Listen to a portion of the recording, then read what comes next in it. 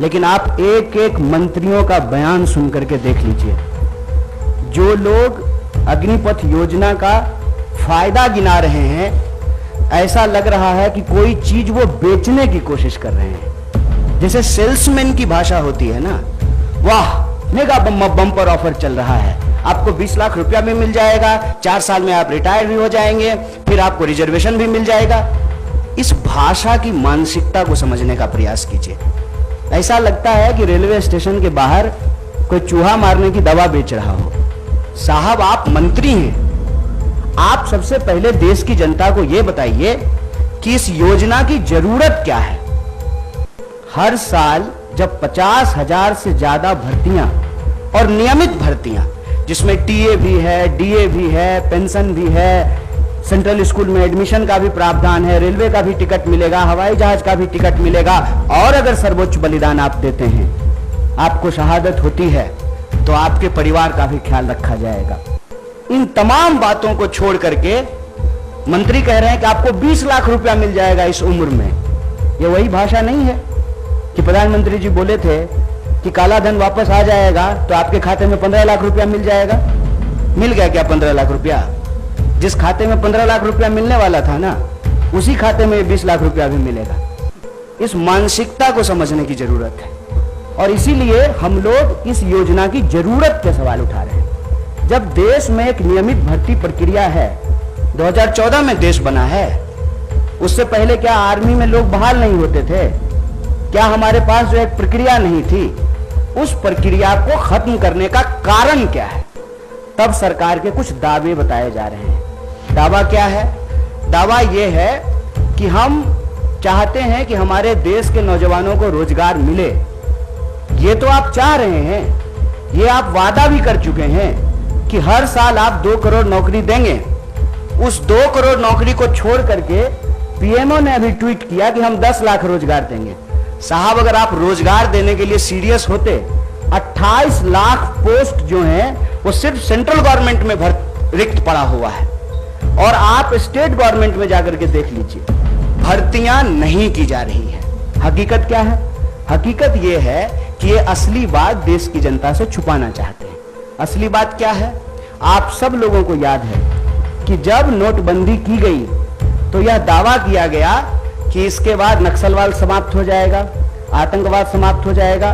कल ही जो है एक सब इंस्पेक्टर की फिर से टारगेटिंग किलिंग की गई है। नक्सलवाद की घटनाएं हो रही हैं, आतंकवादी घटनाएं लगातार हो रही हैं। अगर नोटबंदी करने के बाद आतंकवाद समाप्त हो जाता तो पुलवामा की घटना कौन करके गया है? कैसे पुलवामा की घटना हुई है? तो ये दावा करते हैं। जब उस दावे का आप पड़ताल करेंगे तो आपके ऊपर ही आरोप लगाना शुरू कर देंगे। एक व्हाट्सएप मैसेज घूम रहा है जिसमें कहा जा रहा है कि जिस भी योजना का कांग्रेस विरोध कर रही हो, ऐसा आप मान लीजिए कि वो योजना सही है। कांग्रेस के विरोध करने से आप चलते हैं? आप सत्ता में बैठे हुए मोदी जी, आपके ऊपर देश की जनता ने भरोसा किया है। विपक्ष के भड़काने से लोग भड़क जाते, विपक्ष की कही हुई बात लोग मान लेते, तो प्रधानमंत्री मोदी जी होते।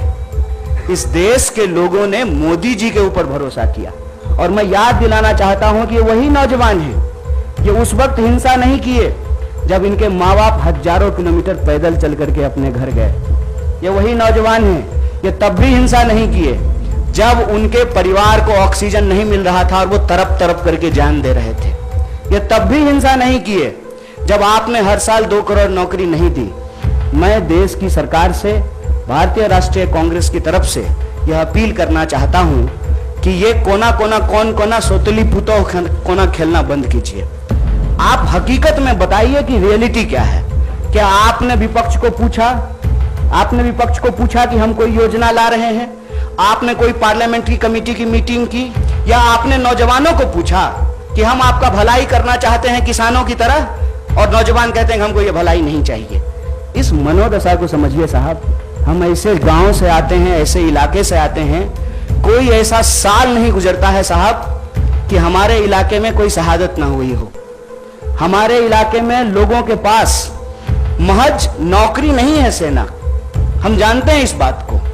जब किसी परिवार में किसी बच्चे को सेना की नौकरी मिलती है, पूरे इलाके में उनका सम्मान होता है।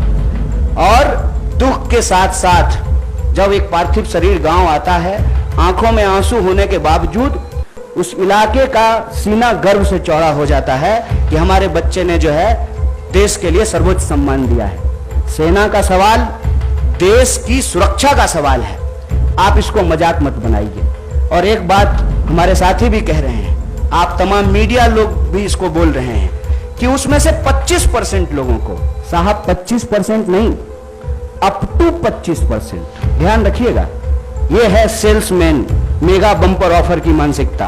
अप टू 25% क्या होता है? मतलब 25% की भी गारंटी नहीं है। यह मत समझिए आप कि उसमें से एक को दे ही देंगे नौकरी। बहुत चालाकी से टर्म्स एंड कंडीशन लिख दिया है, अप टू 25%।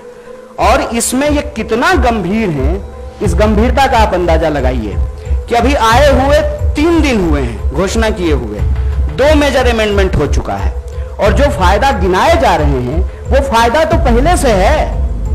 सेना में, आर्म फोर्सेस में, पैरामिलिट्री में भर्ती होने की मैक्सिमम आयु 25 वर्ष है। 25 वर्ष से ज्यादा में तो आप बहाल ही नहीं हो सकते हैं। उसके बाद अलग अलग रैंक पे आप कितना समय तक सेवा देंगे वो पहले से निर्धारित है। और जो लोग आर्मी की नौकरी समाप्त करके, सेवा समाप्त करके आते हैं, उनको अन्य जगहों पे सुविधाएं दी जाती है। भूतपूर्व सैनिकों को सुविधाएं दी जाती है, भूतपूर्व सैनिकों के परिवारों को सुविधाएं दी जाती है।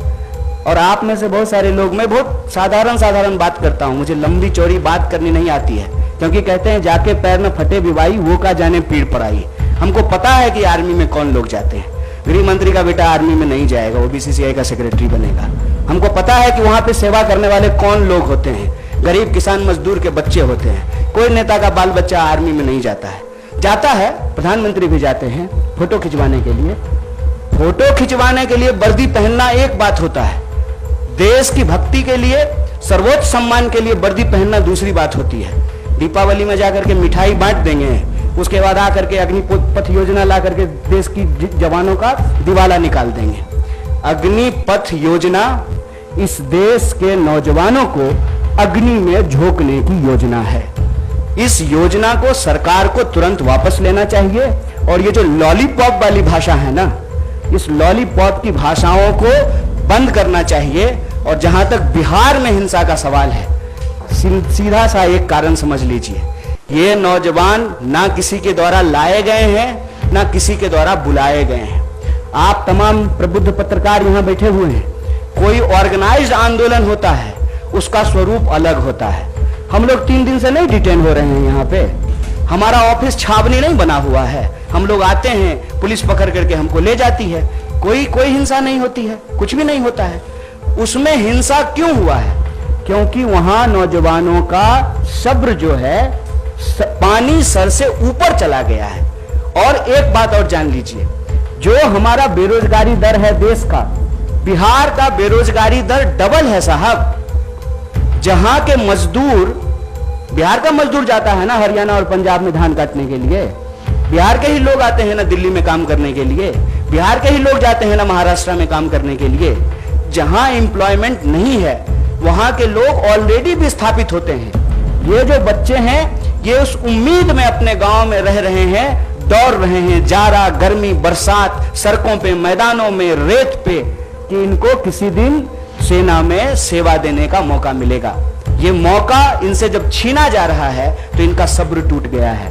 लेकिन मैं इन तमाम नौजवानों से भी एक अपील करना चाहता हूं, दोस्त, हम किसान के बच्चे हैं और हमारे माँ बाप ने इस सरकार को झुकाया है, इस सरकार को बताया है कि ये देश गांधी का देश है और गांधी के देश में सत्य और अहिंसा से ही कोई लड़ाई जीती जा सकती है।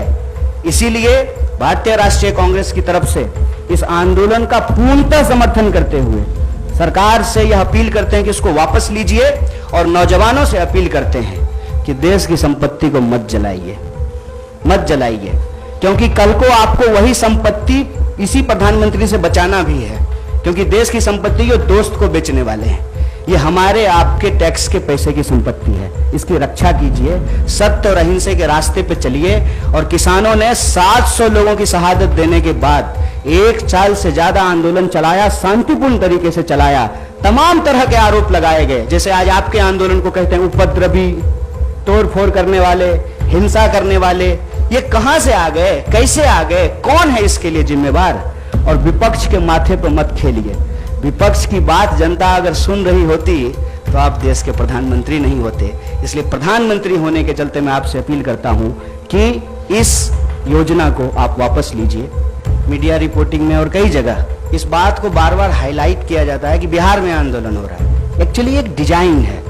किसान आंदोलन के दौरान भी आपने देखा होगा कि नहीं कुछ मुट्ठी भर किसान हैं वो हरियाणा और पंजाब के। अगर मुट्ठी भर थे तो वापस क्यों लिया? और अगर सिर्फ बिहार का मसला है तो नागपुर से लोग जो है पैदल क्यों आ रहे हैं दिल्ली की तरफ? तेलंगाना में घटना हुई, झारखंड में हुआ, राजस्थान में हुआ। तो ये एक देशव्यापी सवाल है। ऐसा नहीं है कि किसी एक राज्य से ही लोग सेना में भर्ती होते हैं, हर राज्य से होते हैं। बिहार का जहां तक मसला है, मैंने आपको कहा कि राष्ट्रीय बेरोजगारी दर से बिहार की बेरोजगारी दर दोगुनी है और वहां पे काम के लिए विस्थापन करना, दूसरे राज्यों में काम करना, ये दशकों से ये समस्या चली आ रही है। मैं मौजूदा सरकार को जिम्मेवार नहीं ठहरा रहा। इसकी वजह से क्या हुआ है कि जो एक आखिरी उम्मीद कहते हैं नौजवानों का कि हमको सर्वोच्च बलिदान देने का मौका मिलेगा, सेना में सेवा करने का मौका मिलेगा, और बहुत कुछ निर्भर करता है साहब। मैं बहुत सारी चीजें बोलना नहीं चाहता हूं। नहीं होगा ना आर्मी में भर्ती तो ब्याह नहीं होता है, आप जान लीजिए ये बात। और 4 साल में रिटायर होकर के आ जाएगा तो कौन ब्याह करेगा जी? ये बहुत बुनियादी सवाल है, समझिए इस बात को। एक लड़का सिर्फ नहीं जाता है आर्मी का नौकरी करने के लिए, पूरा का पूरा परिवार, पूरा का पूरा गांव उससे सम्मानित होता है। अगर ऐसा नहीं होता तो क्यों शहीदों का जो है गेट बनाया जाता है? ये हमारा एक व्यक्तिगत पेन है साहब, इसीलिए हम लोगों को दुख हो रहा है। और ऐसा नहीं है कि हम इस सवाल पे निकले हैं। अभी रेल मंत्री अपील कर रहे हैं। ये रेल मंत्री तब कहां थे जब रेलवे की भर्ती में गड़बड़ी आई थी? याद कीजिए, तब भी बवाल हुआ था। तब रेल मंत्री आकर के बोले, फिर उस योजना को वापस लिए। तो बेसिकली क्या है ना कि प्रधानमंत्री जी खुद को समझते हैं डॉक्टर डैंग और हम लोगों को समझते हैं पिंजरे में बंद चूहा।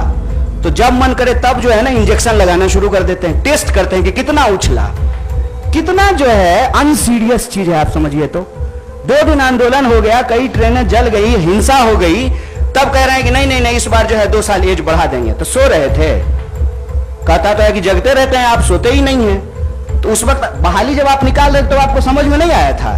ये सीरियस नहीं है। दूसरा बात है कि झूठ बोलते हैं और सब मंत्री लोग को लगा देंगे कि तुम जरा प्रोडक्ट बेच करके आओ तो ले लो, खरीद लो, बेच लो, फायदे। फिर अरे क्या मानसिकता है ये? आप देश चला रहे हैं ना, देश की वस्तु स्थिति बताइए। आप बताइए कि आर्थिक हालत यह है कि ऑलरेडी अमेरिका रिसेशन अनाउंस करने वाला है और आप नोटबंदी के बाद रिजर्व बैंक का जो रिजर्व पैसा है वो निकाल लिए हैं 8,500 करोड़ का विमान खरीदने के लिए। और ठीक कहा ना इन्होंने कि 71 साल में ये देश सेवा करने का दावा कर रहे हैं। मैं प्रधानमंत्री को कुछ बोल ही नहीं रहा हूं। हाँ, न मैं तो ले सकता हूं, मैं डरता थोड़ी हूं। हाँ वही कह रहे हैं, क्यों नहीं ले सकते हैं कि आप सेवा कर सकते हैं और हम सेवा के लायक नहीं हैं। और उस ड्रोन का क्या हुआ जिससे वो कहीं देश में गड़बड़ी देख लेते हैं ड्रोन से आजकल? तो ड्रोन क्या था, छुट्टी पे था कि उसका बैटरी खराब हो गया था? क्यों नहीं ड्रोन भेज करके देख लिए कि क्या हो रहा है देश में? बात यह है कि ये जानबूझ करके हिंसा भड़काते हैं। मेरा इस बात पे जोर है और वो इस बात को अपने व्हाट्सएप के इको चैम्बर से फैलाते हैं कि मोदी जी का अवतार इस देश का भला करना चाहता है। और ये जो बिका हुआ विपक्ष है वो चाहता ही नहीं है कि इस देश का भला हो। देखिए, मोदी जी किसानों का भला करना चाहते थे, किसान को भलाई लेने ही नहीं दिया। अब जवानों का भला करना चाहते हैं, ये जवानों को भलाई नहीं लेने देना चाहता है। विपक्ष हमको इतना सुनता है, विपक्ष को इतना। बिहार की किसी भी जनता को कोई संदेश देने का जरूरत नहीं है। बिहार ऐसा जगह है, सुन लीजिए साहब, मोहनदास करमचंद आए थे, हमने गांधी बना करके भेजा वहां से उनको। सिद्धार्थ आए थे, हमने बुद्ध बना करके भेजा उनको। हमारा काम नहीं है हिंसा करना। अगर हिंसा हो रही है इसके लिए सरकार जिम्मेवार है। और ये अग्निपथ योजना देश के युवाओं को अग्नि में झोंकने की योजना है। तो मैं बिहार के नौजवानों से यही कहूंगा, रे भाई इतना रिस्क लिए हो तुमको पता है। और आपको एक बात और मैं बताऊं, आप लोग इसको नोट कीजिएगा, जो लोग आर्मी का तैयारी करता है ना, वो डर से जुलूस प्रदर्शन में नहीं जाता है। कि पुलिस केस हो जाएगा तो हमेशा के लिए नौकरी नहीं ले पाएंगे। तो ये वो नौजवान हैं जिनको ऑलरेडी ये लग चुका है कि हमको नौकरी ये सरकार अब नहीं देगी, अब बहुत कुछ हो गया। तो मैं उनको कहता हूं कि चलिए नौकरी के लिए आप संघर्ष कीजिए, लेकिन जहां आप नौकरी करेंगे वो तो वही रेलवे है, वही सरकारी संपत्ति है, उसको कोई नुकसान मत पहुंचाइए। और सत्याग्रह के रास्ते पे चल करके ही, सत्य और अहिंसा के रास्ते पे चल करके ही कोई आंदोलन जीता जा सकता है।